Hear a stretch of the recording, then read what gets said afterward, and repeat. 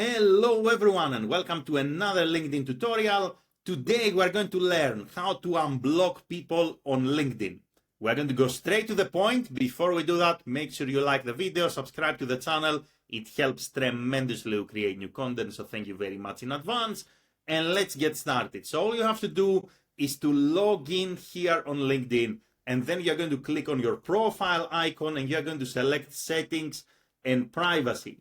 Once you come here, you're going to click on visibility. You're going to scroll down. You're going to find blocked members right here. So all you have to do is to click on blocked members. These are all the people you are blocking, and you simply have to click unblock.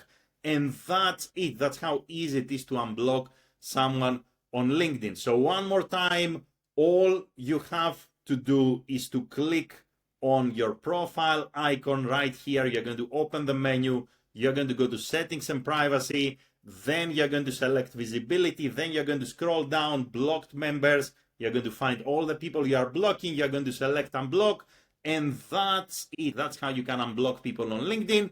If you have any questions, let me know in the comments below. Please follow me also on LinkedIn. Make sure you also follow me on LinkedIn. Thank you very much for watching and have a great day in any time zone. Bye everyone.